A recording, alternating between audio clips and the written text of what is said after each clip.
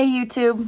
All right, so where do I have to sit for you to actually see me? I thought I would do my original plan for this channel today, which is get ready with me, mama. I'm coming back. This is like in the raw and the real time. I'm getting back from dropping off Natalie at preschool. We've just done Robbie's, let me think. Brad did Robbie's drop off and I helped him with that. This is how it goes. And I would just show you that this is my mom purse.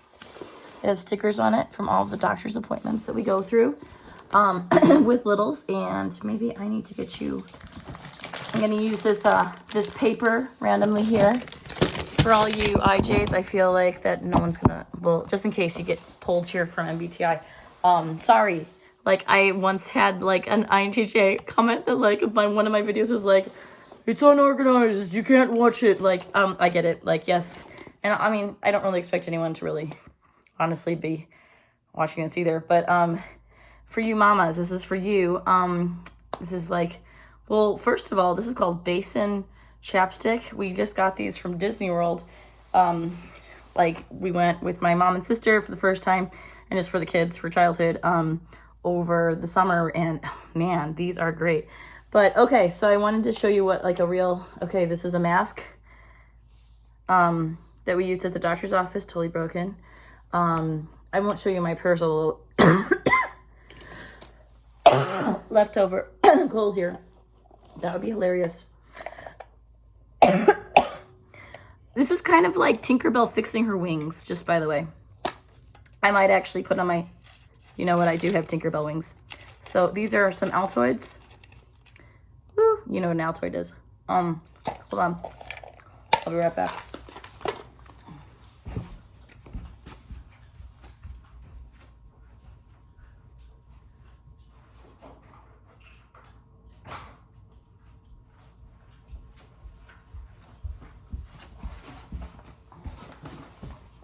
Now, they say the ENFPs have like little items that they, am I blinking?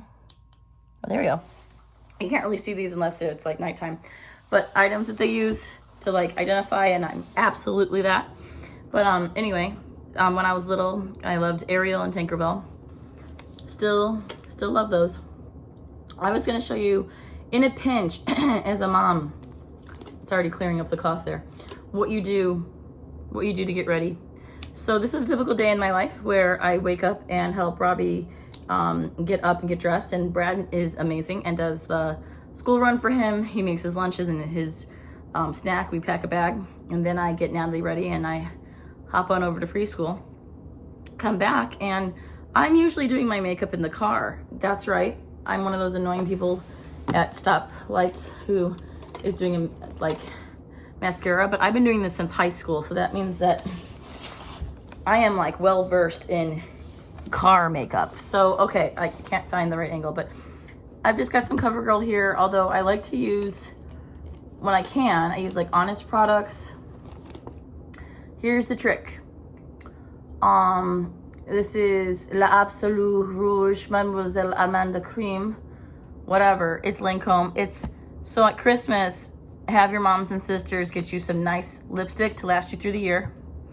Get some chintzy, either Amazon or drugstore, or if you're being good like that, some Honest or whatever eyeshadow. The truth of the matter is that the poisonous ones, although this is CoverGirl, I had a Neutrogena one in here before, but like, I'm not sure what's in this one. Like, but the ones where you just can't pronounce all of the chemicals in the product, those are the ones that make your lashes like pop. So when we're feeling carcinogenic and just like, we just got to show up for the day, get the chintzy kind. But otherwise, a healthy, nice, wonderful, whatever, like toxin-free version is where you want to head out. This is Instant Age Rewind Eraser Multi-Use. This thing is amazing. What is this? CoverGirl, Maybelline. If you know, you know, which pretty much everyone who's uses makeup like knows. But yeah, these things with the little thing. And it's even better if you've used it so much that this one, the sponge fell off. So we'll be using our hands today, which is probably going to make the OCD. I'm not an influencer, just by the way. Again, brought to you, not sponsored by Altoids. Okay, so then let's see. I just wanted to give you kind of a real version of this. Also, this is called Seal It Ace Beauté. It came in via mail, just like a little like buy me, and it's a makeup setting spray. You want to interlace like cheaper things like this Maybelline. I mean, actually, I guess this is, maybe it's Maybelline. Not sponsored, but I guess I'm on ad for them today. But this is kind of cool. This is their, I'm not saying that cheaper makeup is worse. It's just that sometimes it has less, sometimes it has more of the chemical products because they're trying to preserve things, or, and just because it works. Like the chemicals, this is the problem. The bad toxic chemicals actually work when it comes to makeup. So there is that. But this is just like some silverish white, what are you called? I don't know what it's called. I don't know what it is, but it is shining. We're gonna show you like how to become beautiful. Okay, I'm gonna, oh, I'm old and I can't do this. Oh. This is a 5-minute, like, get ready with me, mama. What I normally do on the way to work or in the parking lot at work. Although I have routines put in place so that I can normally, I try before I go to work because I'm a nurse, and like part of my job, this is hand sanitizer, is the experience of me, which is hopefully not like this, but that's a part of my job. Like my personality, like when you're a teacher or a nurse, you are the product, okay? So that is sort of something to keep in mind for those who are more in, I guess I'm trying to embrace more the fact that I'm a feeler and not a thinker, Dom. Of course I think. And of course I grew up with women in STEM, so like that time. So I'm definitely overloaded on the ed part and on the nerd part. But like that Portlandia skit where they're like, I think I'm a nerd because I wear glasses. Yeah, totally me. I'm wearing Tinkerbell wings, okay? This is me in my natural form. I am not going to be, working at MIT, although I could. Actually, that's not even, I could see a professor at MIT wearing Tinkerbell wings. But anyway, no, but I am basically your very helpful helper. That's my personality. It could be SF, it could be NF, that's up for debate. And either way, does it matter? Because I'm pretty sure that ESFPs and ENFPs all wear the wings. Okay, so here. Get a little bit of a dot, dot, dot. I clean my hands. I'm washing my hands. I feel like this is a nursing video in like nursing school where I'm washing my hands. I'm also not this chaotic at usually at work. Although, I don't know. Like, it's interesting. Like, because I have a bachelor's in nursing. I have a bachelor's in I'm a senior thesis away from my psych degree. I've got minors in math and engineering because I started in engineering because girls in STEM, woohoo! I have a 4.0 and I was president of my CommDSA branch in speech language pathology. I did a semester of grad school and I figured out that I'm just not really good at basically convincing people or yelling at them to do behavior, because I would be the person that you would, like, I would probably benefit from like a speech pathologist or an OT or whatever, and, have like to be able to, figure out the ADHD brain, which I have, even though this is what it's like. Okay, so at the same time, though, I will say this, like, so if you have ADHD, no, like, I didn't get diagnosed till recently, and I really am not that bad, or bad, whatever. I don't know. I don't even know what that means. Like, of course, it's not bad. It's a variance in, it's a neuroatypical developmental thing, so it's not really bad. And that's the thing to convince other people, I guess. But you can survive. And the hack is to drive your own car. Recently, I've been kind of going down this little trip of, midlife crisis. And so again, that's maybe a little stick. We're going to make some pixie dust, Okay, so I've been kind of thinking about aging in the process of dying and things like that, just because, as you will.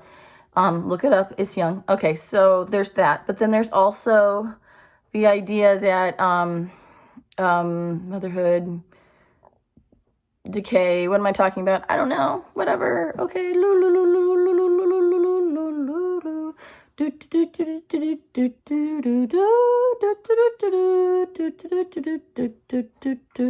I guess I've been thinking about, gotta think about it. Tink, tink, tink.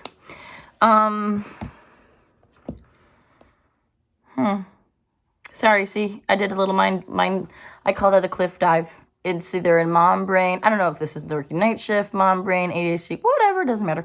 Oh, drive your own car. Okay, so you know how like they say to not compare yourself to like your day to day compared to yesterday is really where your base point should be. That's true. That's very true.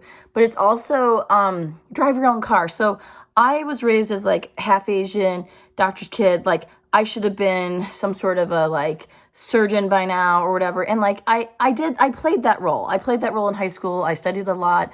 I played golf. I did all those things, but I did those from the point of performance. Because if you know any EPs or EFPs, we're pretty good at making people happy.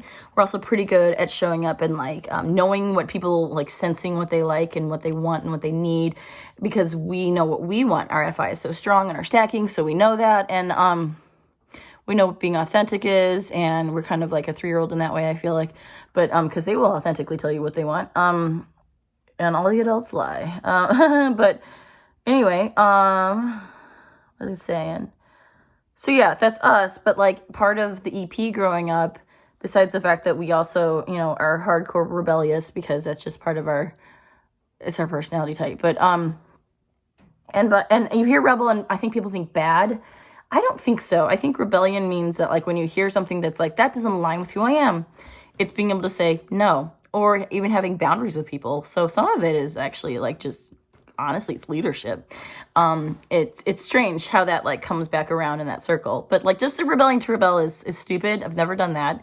I was a good little girl. And then like, but as far as like authenticity is concerned, I guess if it's considered rebellion, because I consider when people become minions and they only blindly follow people around, that's not good. It's dangerous. That's, you know, we've had a lot of history shows us that is a bad thing. But anyway, yes. So, do what you do. As we grow as EPs, something I've been trying to do recently is just be myself. Like, be myself. And, you know, we can't really help it. Something about type that's amazing is that, like, type will come through no matter what. Doesn't matter, like, where you're born, what trauma you go through, what color you are, what race, what age, what gender, what sexuality. It does not matter, and it doesn't even matter the times. I have more in common with historical ENFPs. Like, oh my gosh, I remember being a child and watching movies like with Robin Williams or with Lucille Ball, although I'm not really sure about her. But like Zooey Deschanel or oh gosh, I already said Robin Williams, right? Yeah, I did. Robert Downey Jr. even though I think he might be a ENTP, but I don't know. Maybe he's I don't know what he is. I honestly don't care because I'm not a nerd. Sorry, I don't know if I'm a popular girl or I'm a hippie according to OPS or whatever, but Brad thinks I'm both, which is probably true. But anyway, doesn't matter. Does not matter which type you are, but I really want to know. I really want to know if I'm an ENFP or an ESFP. But, you know, I will say this, though. Most of the things that I do are, like, make-believe and, like, a kid. And I think about them all the time in my head. And the outside never matches the inside. As in, like, you know, like, you watch a movie and you're like, the book was better? I feel like that's my experience of life. Like, in my head, it's always better. Like, for instance, when I had crushes growing up or whatever, it was always better in my head than in reality. And I would do that thing where it's probably just trauma bonding, but, like, where you, like, almost don't want them to, like, wake you up. So you're like, don't tell me who you actually are. I didn't actually even want to, like, spend time with them. I just wanted to, like, think about them. Like, it's more fun. Okay, so anyway, this is mes l'Absolute Rouge, Mademoiselle Amanda Cream, 253. I think it's Lancome. I don't know. Like, Lancome, that's such an old lady, like, brand that, I mean, it's beautiful. Don't get me wrong. High quality. But, I just remember we used to bring lipstick to our Thai aunties in Thailand, and they would mix them. They'd mix the colors. My mom was like, "Ew, you don't mix the colors," and I was like, "Why not?" But at the same time, yeah. Anyway, we would always get them because they would last on the airplane, and they were just wonderful. So anyway, we're gonna seal this up. Woo! And it's just mist. They used to have this Evian mist in the 90s. It was super cash, super awesome. Oh, that goes. There that goes. Okay, so then that's my hack. And then also, the hack is to like, there's a dry shampoo is awesome. I'm using a BB formula recently. You can always use your like 4-year-old's hair products because, I mean, those make you soft and pretty and smell nice, which is kind of disturbing. But like most of those are for like tangles, which clearly I'm having some issues here. But anyway, so then the trick of hair is to flip it. Flip it. If you flip it this way, and then you flip it this way, and then you like kind of play with it, it becomes better. So that's pretty much it. That's getting ready with me, and I'm wearing my Tinkerbell rings, and we put up that wallpaper. This is going to turn into the white rabbit tea room, which sounds like, I promise, I'm not like crazy right now. This is like, that's what we've been discussing for the past few months. And yeah, so for that, what it means is that there's going to be little nods towards Alice in Wonderland in this room, and I might even film me putting together a table today. I might not. Tonight I work a shift, and then I rinse and repeat. And that's life right now. I guess I just wanted to start a channel because I felt bad, like, taking care of people in postpartum, and like, I feel like it's such a change of shift for people to become moms and parents, and it takes a while. It's one of those major shifts, like experiencing a death or a birth or a divorce or a new career or a new relationship or any of those major life changes. You kind of go underwater for a while and then you come back up. Like, that's my metaphor for it. But it is what happens. And like, I just wanted to be able to give some hope out there because I felt lost and exhausted and tired and scared for a long time, especially with early childhood development stuff. I was just like, I'd been trained in a lot of stuff, but experiencing it from the mom's perspective is so different than being the professional. And I just wanted to give some hope out there for the moms, any of the professionals that work in that stuff too, that like there's light at the end of the tunnel. And caregivers unite. Like, we are rock stars and we are smart in ways that like can't always be measured, which honestly in our society kind of sucks. Although you can measure it because we measure it on the nursing floor, but like, you can't measure care. You can't measure kindness. You can't measure being a good person. You can, but like, it's not going to show up on like LinkedIn or resume in the same way that like, if I compare myself to my high school friends or acquaintances or whatever, they like have like doctorates, PhDs. I mean, like, and I know life is not a competition. Life is not a competition. And that's not really where I'm coming from, but it's just human nature to compare yourself to your peers to see how far off you are. And I've done a lot, and I've actually accomplished a lot in school and work and things like that. Like, I have measurable, like, I do good work. There are good outcomes to my patients' care needs and things. I've saved lives. Like, I've done things that are really important, but the secret of, I think it's the ENFP, maybe it's ESFP, I don't know. It's that we never feel good enough. Never feel good enough, because we're always like, but am I good enough? And I think that's that baby.